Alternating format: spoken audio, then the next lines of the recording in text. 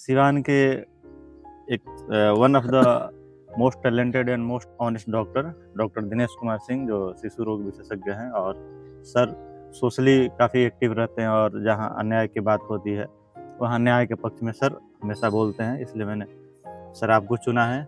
धन्यवाद। Thank you sir. Sir ये जानना चाहते हैं कि अभी प्रशांत किशोर जो बोले थे कि अगर एक खास पॉलिटिशियन का नाम लेके कि अगर उनको 25 से ज़्यादा सीट किसी भी कीमत पर नहीं आएगा और अगर आता है तो पॉलिटिक्स से संन्यास ले लेंगे।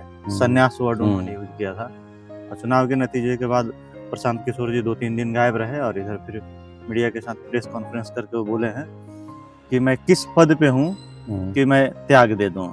पहली बात तो आप लोग कह रहे राजनीति से हम किस पद पे है कि इस्तीफा दे दें? आना सुन रहे हैं, आ रहे हैं, किस पद पर है कि इस्तीफा दे दें?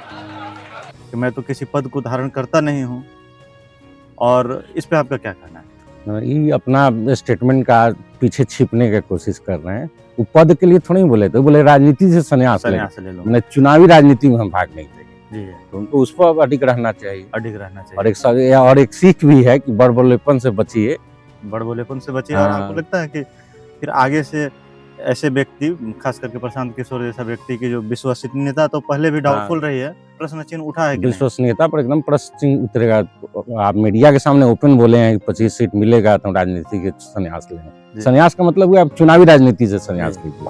आप बिहार के बारे में बोलिए, सामाजिक रूप से आप कार्यरत है, मुद्दा उठा सकते हैं, चुनावी राजनीति से आप संन्यास लीजिए। अपने बात का अडिग रहने का मतलब ये हुआ। अच्छा बॉस, उसी वीडियो में एक और बात ये बोल रहे हैं, जब उनका प्रेस कॉन्फ्रेंस आगे बढ़ता है तो उसमें बोल रहे हैं कि ये जो 2 लाख देने के लिए एक खास पार्टी है जो बोली थी, उसमें 10,000 रुपया दे भी दी है और बचा हुआ अगर 2 लाख रुपया वो नहीं देती है तब तो मैं संघर्ष करूंगा, अगर दे देती है तब मैं फिर संन्यास ले लूंगा।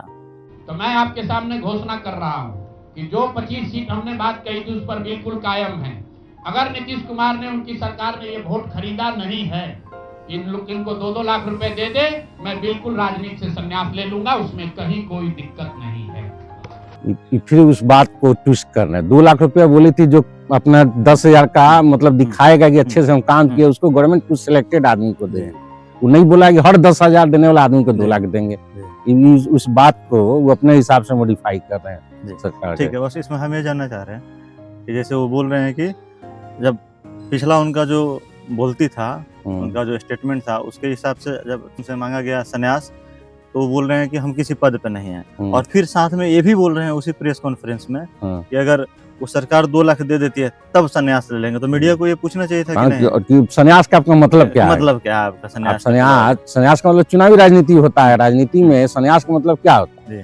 जैसे सरकारी जॉब है, संन्यास का मतलब हम रिजाइन कर देंगे, पोस्ट पर नहीं रहेंगे। आप तो पोस्ट पर नहीं, आप चुनावी राजनीति, मतलब आप पार्टी, आपका पार्टी नहीं रहेगा, आप चुनाव में कोई पद नहीं लोगे, चुनाव जीत में लड़ोगे नहीं, इस संन्यास का मतलब होना चाहिए। और वो ऐसे भी वो त्याग पत्र, रेजिग्नेशन की बात तो बोले नहीं थे, पद का बात बोले नहीं, तो वो संन्यास का हमने हिंदी डिक्शनरी में मीनिंग ढूंढा तो होता है उस मार्ग को छोड़ देना। मार्ग को छोड़ देना। और जहाँ एक तरफ वो बोल रहे हैं कि हम किसी पद पे नहीं है, उसी प्रेस कॉन्फ्रेंस में फिर से संन्यास की बात कर रहे हैं। आपके हिसाब से कैसा है? ये तो टोटली आंख में धूल झोंकने वाली चीज है। पहले आप संन्यास का घोषणा किए हो, फिर संन्यास का बोले हम कोई पद पर नहीं है, फिर संन्यास का फिर घोषणा। तो मतलब क्या दिखाना चाह रहे हैं आप? अपने चुनाव में गोटी सेट करना चाहते हो, मुद्दा खोजना चाह रहे हो कि हम चुनावी राजनीति में जिंदा बचेंगे, उस जनता को गुमराह करेंगे और चुनावी राजनीति में बने रहेंगे अपने आप को। और प्योर पॉलिटिशियन वाला आपका प्योर राजनीतिक क्या भाषा बोल रहे हैं? ठीक है, आपसे आशा किया गया था कि नए राजनीति का जन्म देंगे जिसमें आदमी जो बोले उस पर खड़े उतरे, लेकिन आप तो एक वही चीज है जो पूर्ववर्ती राजनीतिक लोग करते हैं, वही काम कर रहे हैं।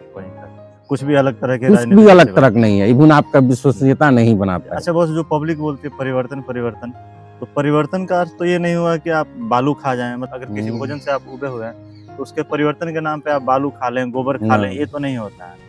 परिवर्तन होना चाहिए, परिवर्तन के लिए क्या विकल्प है पब्लिक के पास? वही जो दिख रहा है वही बेस्ट है, तो पब्लिक उसी को चुनी और उससे बेहतर विकल्प लाके आपका विश्वसनीयता रहती तो परिवर्तन पब्लिक सोचती।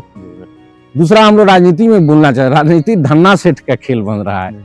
इसमें आम आदमी, एक अच्छे आदमी का स्कोप दिन पर दिन घटा हो रहा है। अगर आप विधायक का सिलेक्शन देख लीजिए तो लग रहा है सब लोग पूंजीपति आ रहे हैं और ये डेमोक्रेसी जैसे चल रहा है, लगेगा एक दिन पैसे वालों का क्या नाम है, पैसे वालों की कॉर्पोरेट वर्ल्ड जैसा हो जाएगा। कॉर्पोरेट वर्ल्ड टाइप की हो जाएगा जिसमें पैसे वाला ही पोस्ट लेंगे, मुख्यमंत्री लेके मंत्री तक, विधायक तक। और पहले राजनीति में होता ना कि गरीब आदमी उठ के ऊपर तक जाता था, वो चीज राजनीति में खत्म हो रहा है। इसको पॉलिटिकल पार्टी को सोचना चाहिए, चुनाव आयोग को सोचना चाहिए। डेमोक्रेसी तभी तक जिंदा है जब नीचे से आदमी ऊपर जाएगा, पोस्ट पर जाएगा। और ये पूंजीपति ही पोस्ट लेंगे तो वो गरीब के बारे में क्या सोचेंगे, उसका कल्याण, डेमोक्रेसी का कोई मतलब नहीं रह जाएगा। इस चुनाव का सबसे नेगेटिव चीज हम यही देखते हैं कि एक भी कार्यकर्ता टाइप का आदमी नहीं जीता है जिसको बोल सके जमीन से उठ के वो जीता है। सब कोई पैसा वाला ही टिकट मिला है, वही लोग जीते हैं। ठीक है बॉस, बहुत बहुत शुक्रिया आप स्क्रीन शेयर करने के लिए। धन्यवाद।